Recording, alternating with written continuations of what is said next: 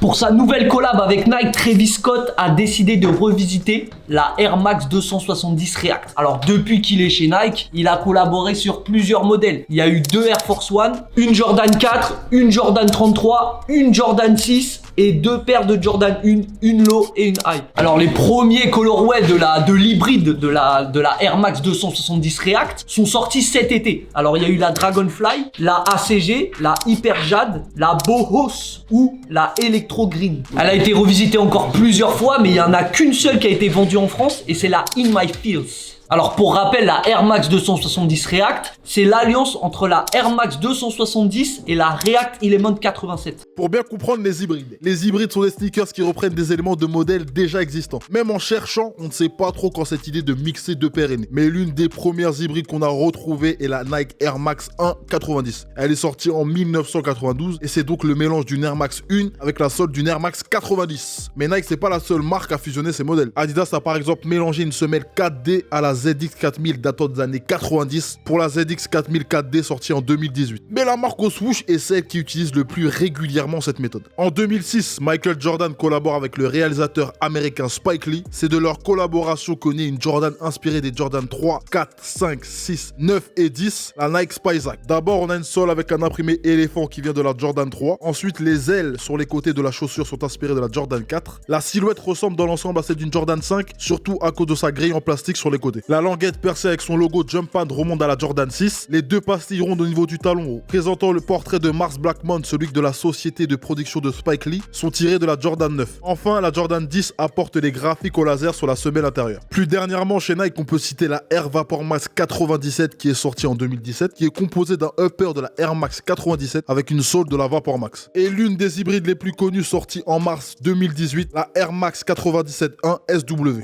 Après, les hybrides ne sont pas toujours un succès. Il y a la Nike Wardour Max 1 de 2013 qui combine un upper de la Wardour Chukka et une sole de la Air Max 1 ou la Air Max 90 Current URH sortie en 2009 qui mêle un upper de la Air Max 90 et une sole de URH. Pour beaucoup, les hybrides permettent de regrouper plusieurs modèles iconiques sur un seul modèle. Alors que pour certains, la tendance hybride reflète d'un manque de créativité. Au lieu de réfléchir à un nouveau modèle, les marques assemblent juste 2 paires sans se demander si elles vont vraiment bien ensemble. L'avantage pour les marques est que les coûts de création sont moindres. Pour d'autres, au contraire, en revisitant leurs archives, les marques réussissent à créer des modèles modernes tout en rendant hommage aux anciens. Un peu comme le fait la Air Max 270. La première fois qu'on a vu une React Element 87, c'était pendant la Fashion Week de Paris en 2018. C'est une paire qui est grave futuriste avec une semelle giga confort et sur la semelle il y a des boules un peu partout, ils appellent ça des pods. Et pour la Air Max 270, c'est la première Air Max qui est 100% pensée pour le lifestyle. Avant ils mettaient des bulles d'air qui étaient quasiment faites que pour la course, même si nous on l'a détournée pour la porter dans la rue, alors que là la semelle est 100% lifestyle. Elle est inspirée de la Air Max 93 et de la Air Max 180 et elle est sortie pour la première fois en février 2018. La Air Max 270 React Travis Scott a été vue pour la première fois mi-décembre et quand nous on l'a posté, vos avis étaient assez mitigés. Alors il y en avait certains qui avaient kiffé le fait que ça soit un nouveau modèle et d'autres qui avaient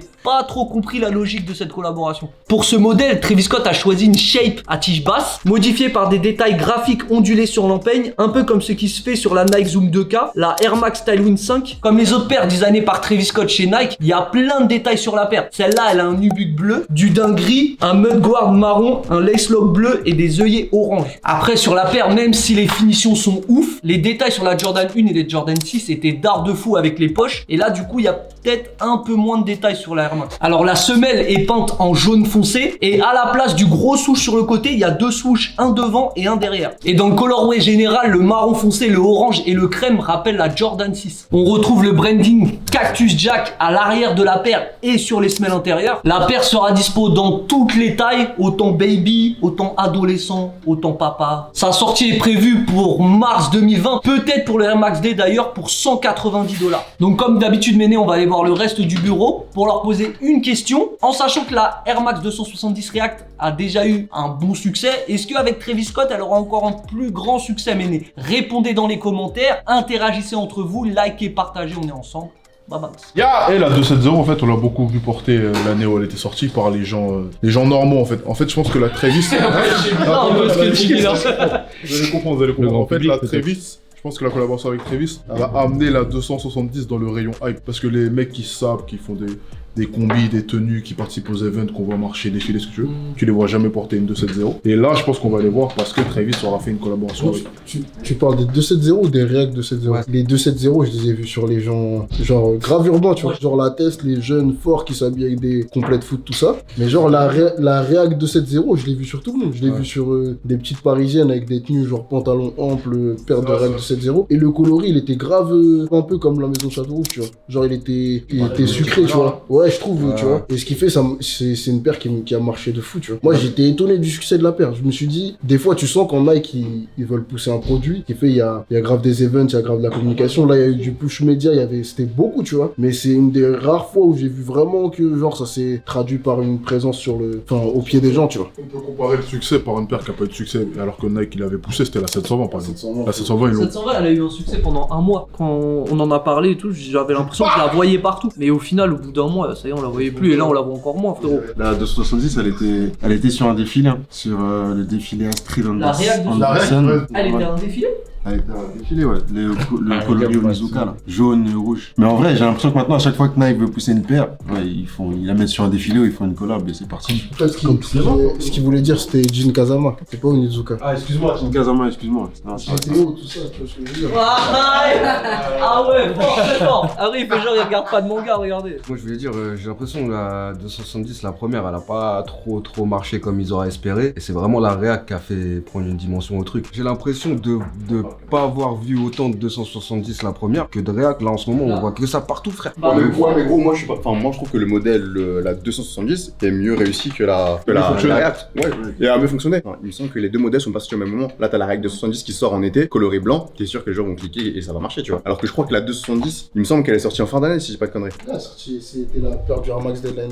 Ah non, ah non 2 ans. Il y a 2 ans. Il y a 2 ans. Parce que l'an dernier, c'est 720. C'était 720 et il y a 2 ans, c'était la 270. Est-ce que la Zoom Touquet, elle a pas mieux fonctionné que la React 270 parce qu'elles sont sorties au même moment? Non. Et je vois plus de Zoom, j'ai l'impression.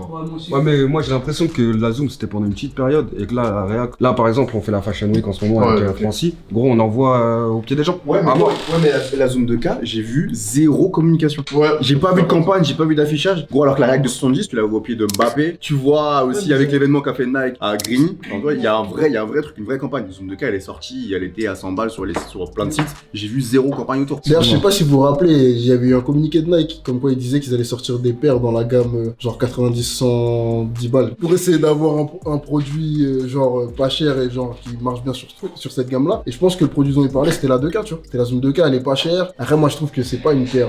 Genre, je la kiffais de ouf en photo. En vrai, je trouve elle est beaucoup moins bien, tu vois. Mais elle a quand même bien fonctionné. Ils ont fusionné tout ce qui a fonctionné genre ces derniers temps. Genre la 270, la React et la 2K, tu vois. Et Travis Scott, frérot.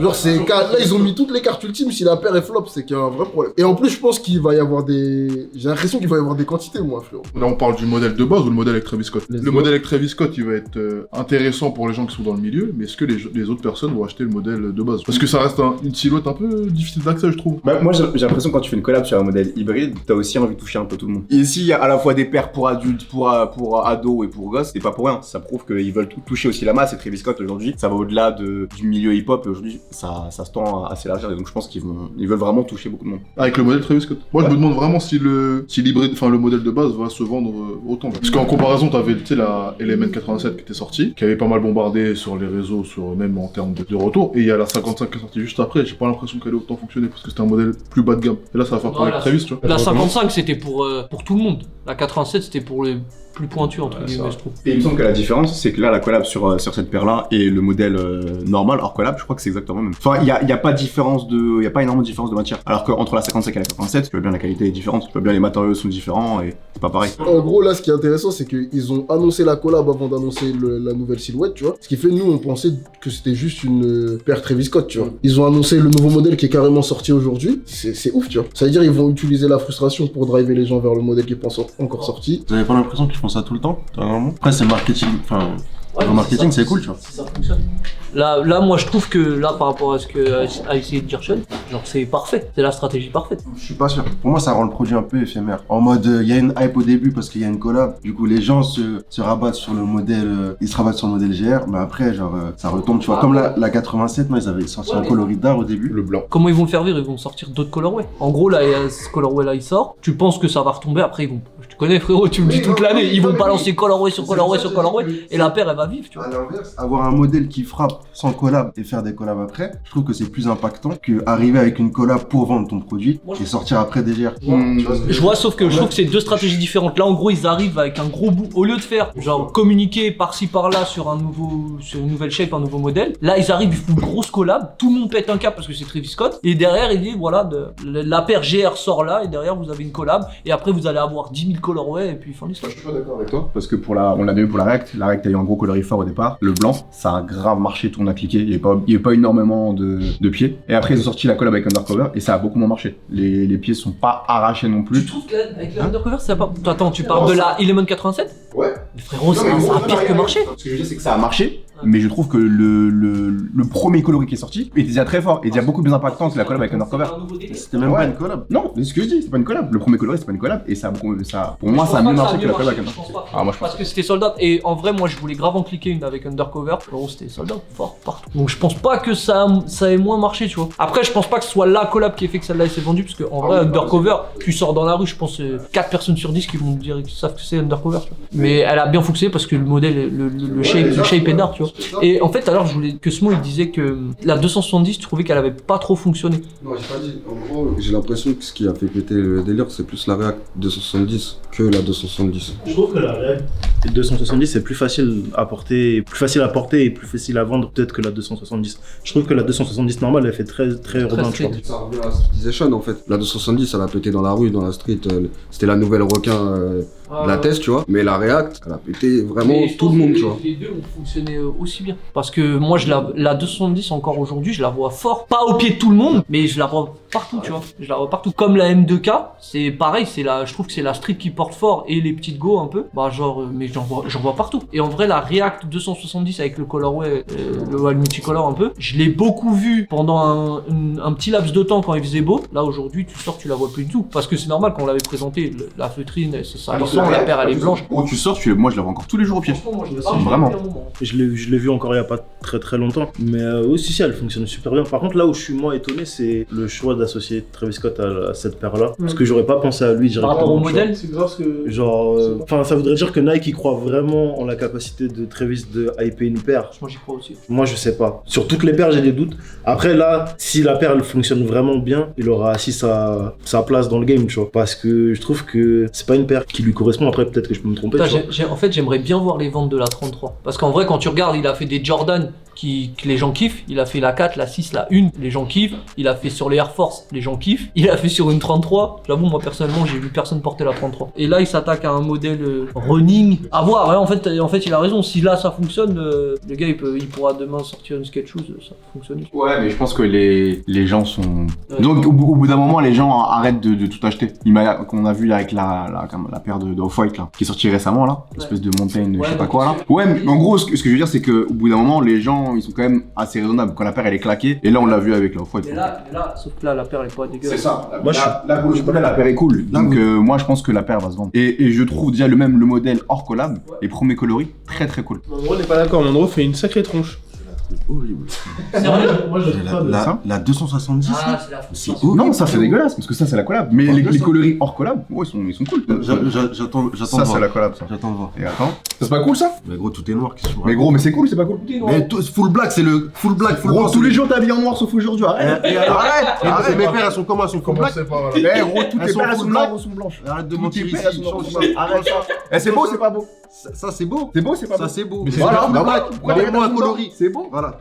Tu veux faire le malin ici? Ça, c'est horrible, frérot. Arrête frérot. Laisse-moi, s'il te plaît. Merci. Franchement, je préfère la Travis que celle-là. Moi aussi. Frérot, Non celle-là. mais ouais, non, celle-ci, ok. Mais l'autre, Niveau elle est coloris, cool. d'accord. Mais la Travis, gros, elle est pas belle. Le coloris black, on dirait une paire lambda de chez Nike en fait. Arrête, c'est cool. Non, c'est vrai, frère. C'est beau. C'est bah cool. ouais. Non, après, à voir en vrai, Genre Mais là, là, en ça, photo, je on se rend stylé, pas hein. compte des matières, etc. Mais à voir en vrai. Par contre, l'autre là, C'est pas possible. Moi, je suis sûr que la paire, elle va sold out.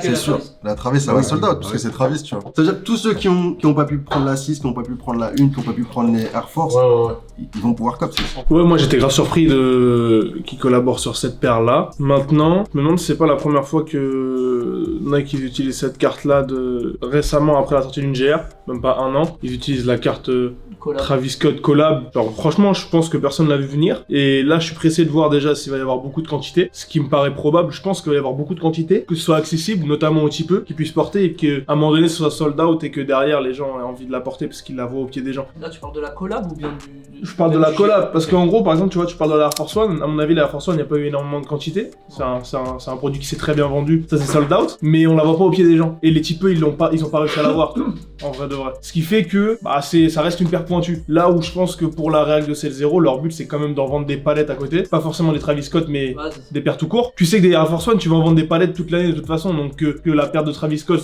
Air Force One, ça sold out ou pas, dans tous les cas, tu vas les vendre, tes Air Force One. Là où, ils ont comme but quand même de vendre des palettes de réac de CL0, surtout avec un nouveau modèle et de nouveaux colorways. Donc, à mon avis, ça va être accessible. La Travis, je pense quand même que ça va être sold out. Mais je suis quand même pressé de voir s'il y a vraiment une attraction et si demain on voit plus de typeux porter à fond les modèles parce que Travis Scott, il a commencé à enlever, etc. D'ailleurs, on en a parlé avec la SB. À mon avis, ça va être pareil pour la SB. À partir du moment où il va sortir, les typeux vont la cliquer. Je pense que la SB sera beaucoup plus limitée. On va voir quand même quel impact ça aura. Mais ce qui est marrant, c'est que là, on voit qu'il petit à petit, il est sur des modèles et des modèles et d'autres modèles et d'autres modèles. C'est un schéma totalement différent des autres collaborateurs de Nike. Comme Virgil Abloh, ils font des packs, des trucs, tu vois. Là, c'est vraiment un modèle, un autre modèle, un autre modèle. Une Jordan 6, la React, la SB. Justement, par rapport à ça, je trouve pas ça hyper logique qu'ils collaborent sur ce modèle. Parce qu'en vrai, quand tu regardes Travis Scott, il porte beaucoup de Jordan, il porte de la SB, du coup, il a remis un peu au goût du jour la SB. J'imagine qu'il porte de l'Air Force, puisque c'est un peu dans ce délire de ces deux modèles-là. Mais je pense pas, après, je m'intéresse pas